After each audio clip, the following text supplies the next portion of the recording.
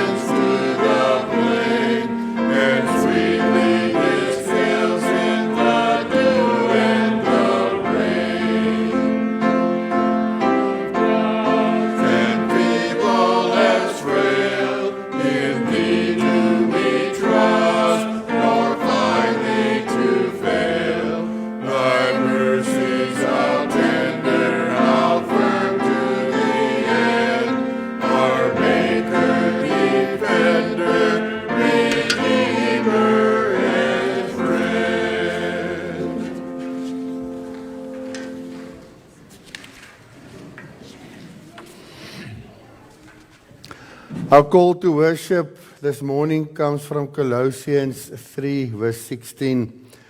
Let the message of Christ dwell among you richly as you teach and admonish one another with all wisdom through psalms, hymns, and songs of the Spirit, singing to God with gratitude in your hearts.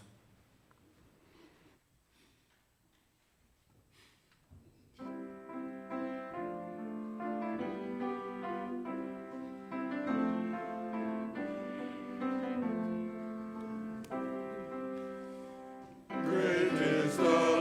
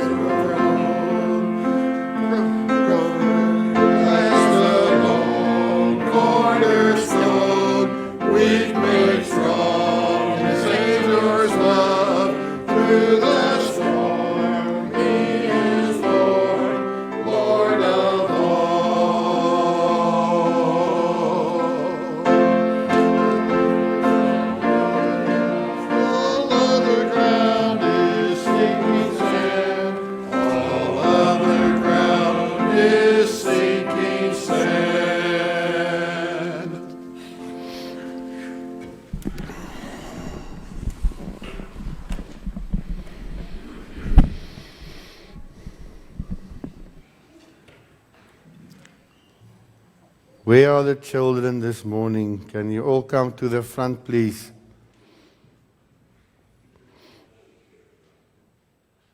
Not the young at heart, the young at age. If we call the young at heart, everybody's going to come.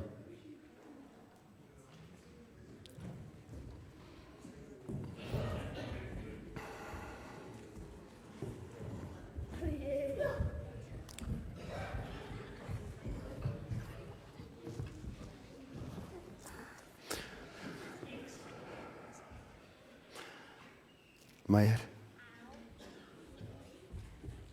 Good morning. I wonder, do you know what day it is tomorrow? Memorial Day. Memorial Day. What does Memorial Day means? Are the people who died. We think about the people who died. Yes. Why? Can you sit down? We may remember those who died in war. Yeah.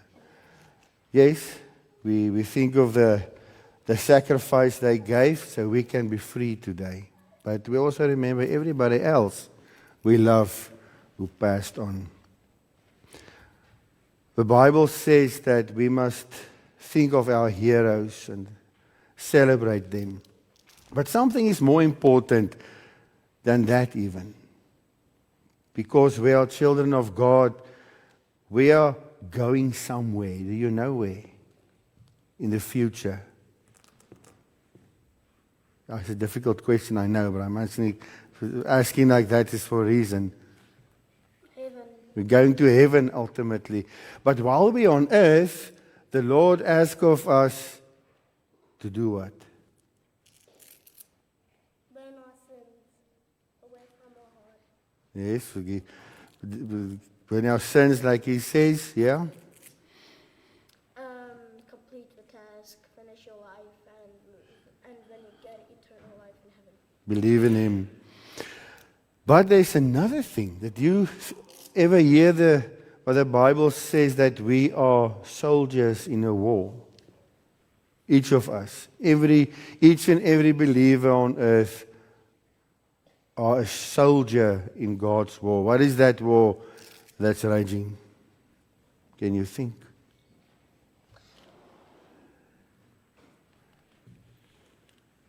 Against the devil, possibly. Yes, it's against the devil, against the sin. So it's not the war in Iran or Pakistan or wherever. It's so busy. Yeah, but we're not worried about that today. We are thinking about the spiritual war, the war we have.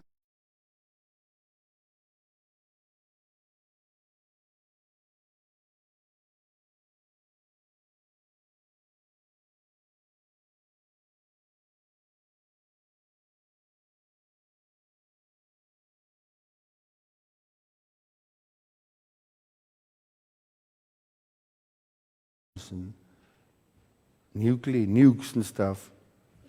We believe. We believe that's one of them. That when we see everything that remembers us of the road we had to walk to get here, that this path on earth is going to end.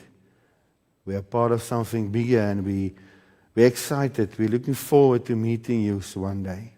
Until then, we pray that our hands, our works, and our hearts, our faith will only proclaim you. We pray that in Jesus' name. Amen. Okay.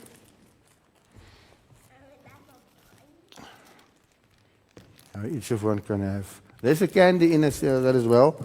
I know that's why you came here again.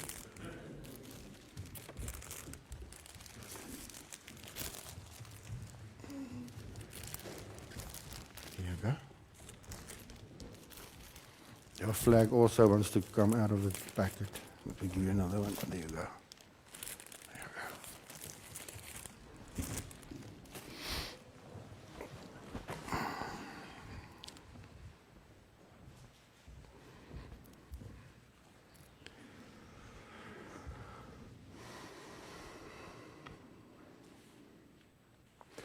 Memorial Day is a new thing for us, but it's exciting to be part of it as well. Let us sing our prayer hymn, and then we'll go on to the prayer requests and the prayer.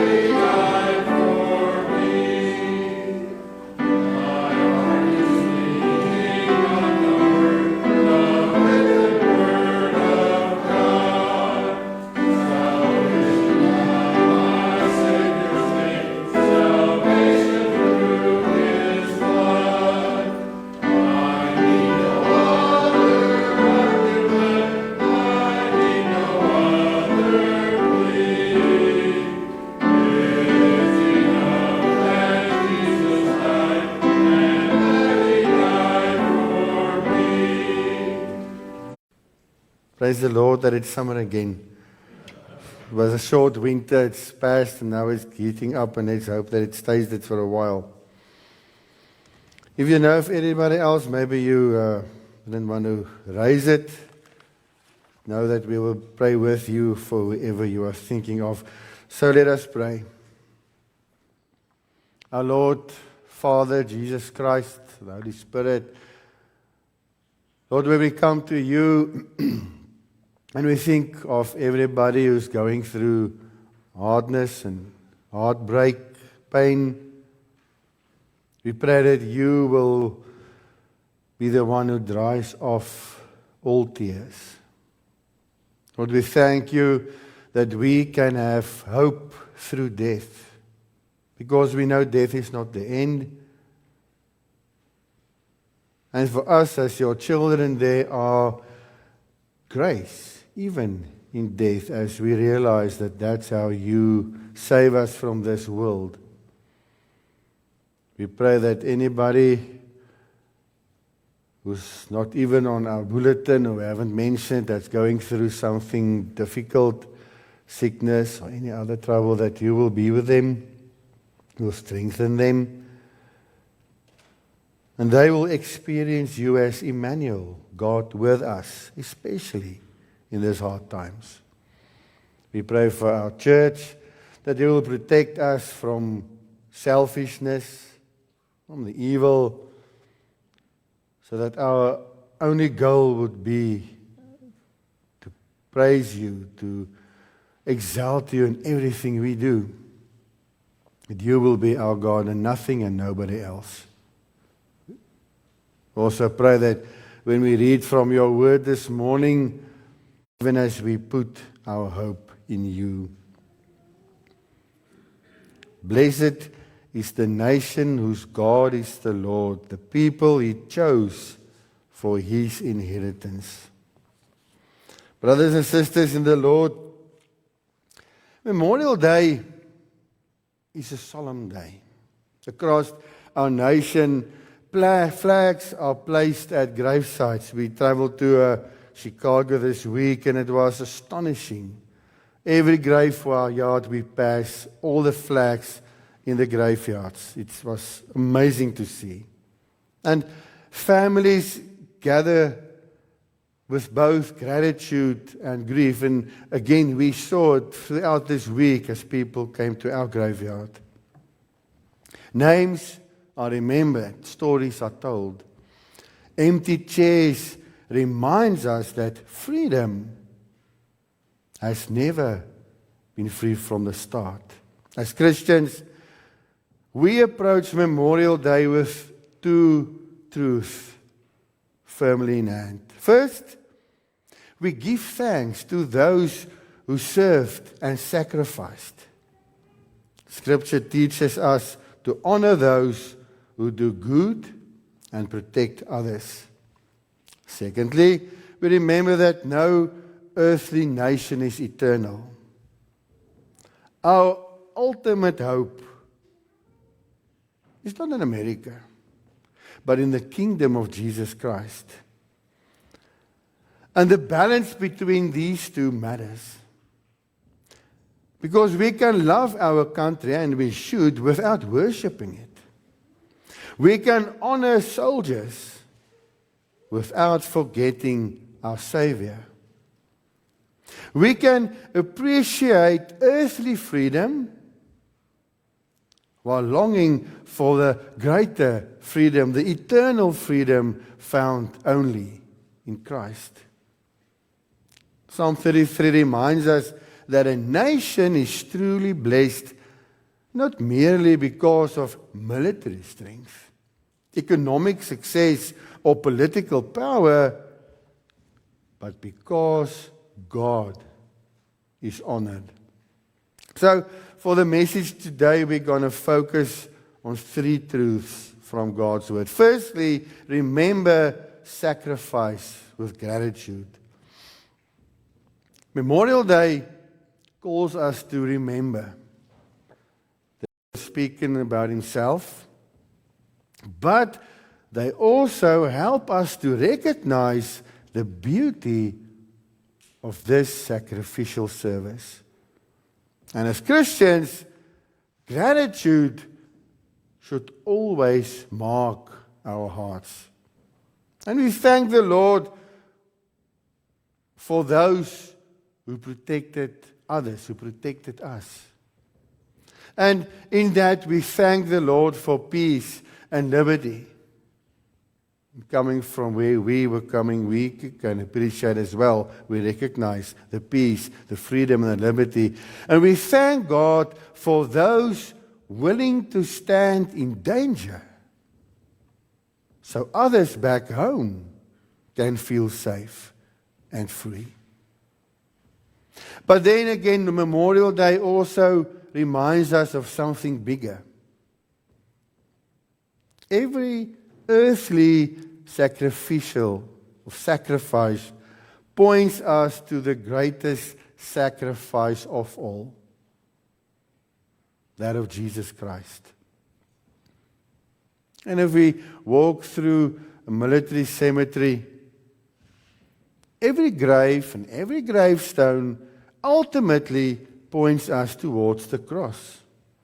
Because at the cross, Jesus laid down his life, not just merely for everyone, for his friends in general, but for each and every sinner personally. He died to save rebels. He bore the judgment we deserved. He conquered sin and death through his resurrection. So when we celebrate Memorial Day tomorrow, it should stir both patriotism and worship. Gratitude for service members should lead us to gratitude for the Savior, our eternal Savior. Secondly, we learn that we do not place our ultimate hope in earthly nations. That's why Psalm 33 continues with a warning in verse 16. No king is saved by the size of his army. No warrior escapes by his great strength. Even in America, that's an important word for today. America's got generally acknowledged as having the greatest army on earth. And it can easily lead to nations, even other nations in their army, to trust in power, weapons, politics, or prosperity. And it's easy even for Christians to think that elections, governments, or military strength are our ultimate security. But Scripture says otherwise. Nations rise and fall. Empires come and go. Go look through history. Even the strongest countries eventually weaken. But our faith reminds us clearly that God alone is sovereign. No precedents, no army. Scripture honors proper authority and protection of society. But it means that we must keep earthly things in their proper place. It may be hard to hear, but America is not our Savior. Jesus Christ is our only Savior. And thirdly, we live as citizens of a better country. Now, I've told many people since we've come here, the USA is an amazing place. It's a great country. But we live as citizens of a better country. Hebrews chapter 11 says believers are longing for a better country, a heavenly one. And if you think about it like this, Christians have dual citizenship. We call ourselves citizens of the United States And we seek to be faithful neighbors, honest workers, grateful citizens, and people who pray for our leaders. But above all, we belong to Christ. We belong in heaven. And that changes how we live, because it means that we do not fear death the same way as the world outside does. For the Christian, death is not the end. Because Jesus rose from the grave, all who trust in Him will rise too. And on Memorial Day, that truth matters deeply. Many families carry grief. Some losses are recent. I remember in the paper, just before we came, there was an article about 2 soldiers from Iowa. Some losses happened decades ago. But it still aches quietly in our hearts. And the gospel speaks hope into sorrow. Christ died, Christ rose, and Christ will come again. And because of Him, death does not have the final words over our life. For believers, form a nation. So, beloved, this Memorial Day, let us remember with gratitude. Let us thank God for those who gave their lives in service and protection of others. Let us pray for grieving families, for veterans, for active military members, for peace in our world. But above all, let us fix our eyes on Jesus Christ, the crucified and risen King. Because every earthly freedom is temporary. But the freedom that Christ gives lasts forever. And every earthly kingdom will one day fade. But not the kingdom of God. His kingdom will stand forever. So may we be the people who honor sacrifice, but trust God's sovereignty,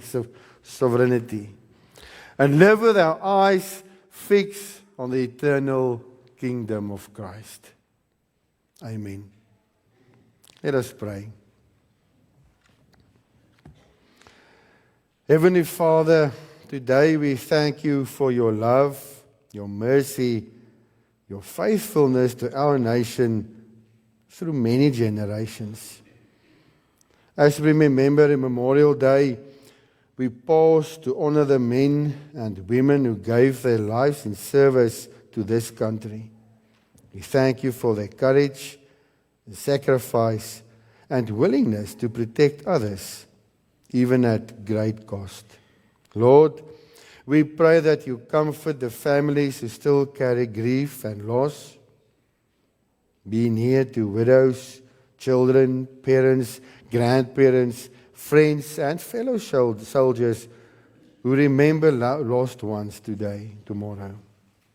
Give them peace that passes all understanding. We thank you for the freedoms we often take for granted, the freedom to worship, to gather, to speak openly, and to live in peace. Help us never forget that freedom is costly.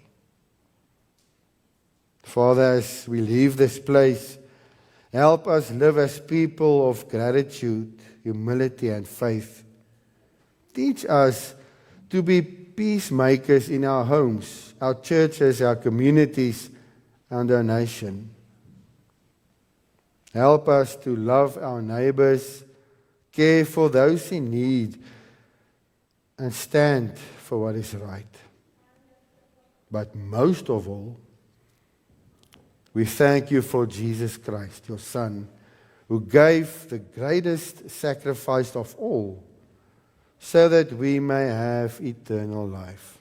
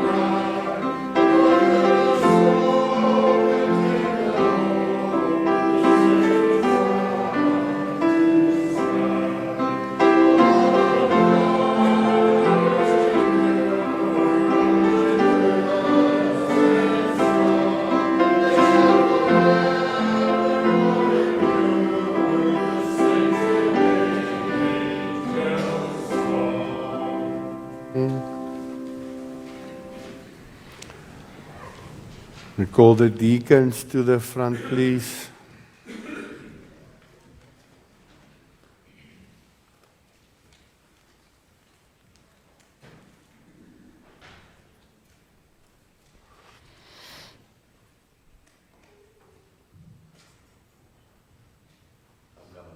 I know. We've got the whole Sunday. We've got lots of time. Let us pray. Dear Lord, as we remember the sacrifice of others for our freedom, what we bring today is but a small sacrifice to thank you for what we receive from you. And we pray that we will use that to your honor and to build your kingdom. We thank you, Lord, for the love and the care we get from you in Jesus' name. Amen.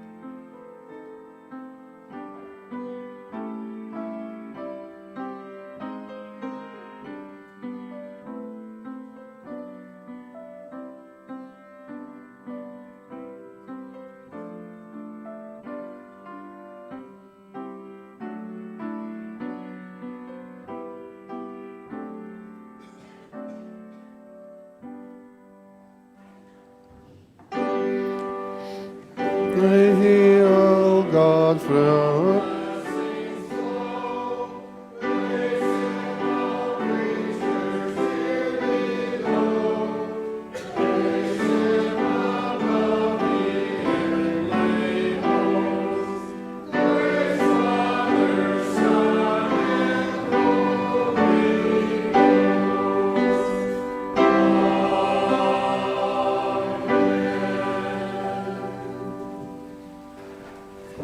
Going to receive the benediction now, and then we can sit down for the church happenings. I got a letter I want to read to you all, and then we're going to stand again for the closing hymn. But let us receive the benediction from number 6. The Lord bless you and keep you. The Lord makes his face shine upon you and be gracious to you. The Lord turn his face toward you and give you peace. Amen.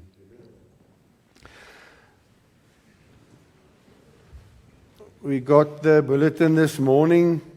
I know that Larry asked to say something before we go.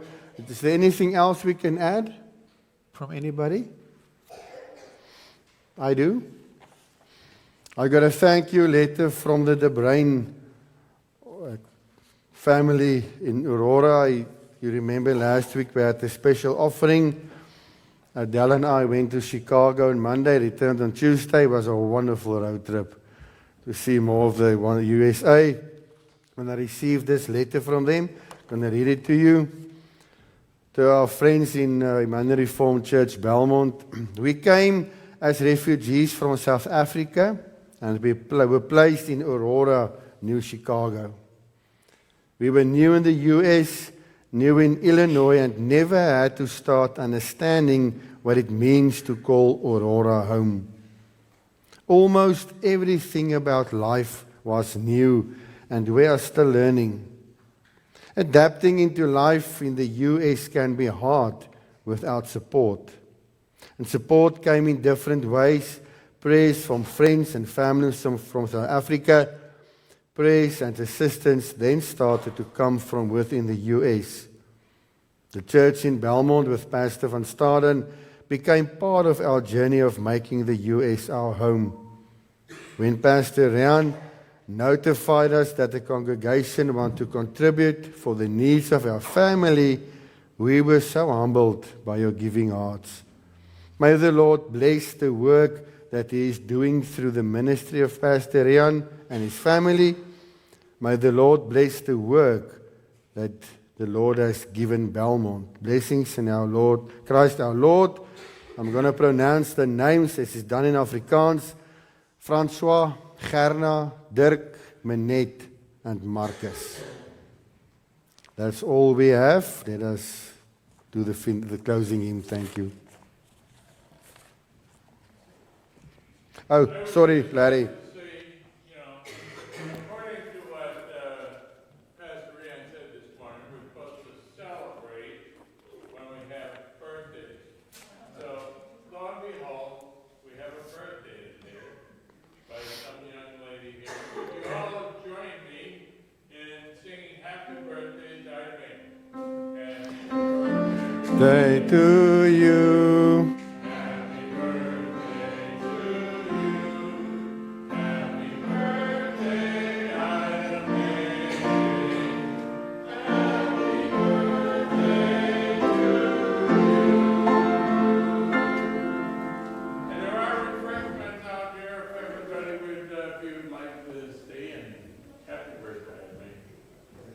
Thanks, Larry.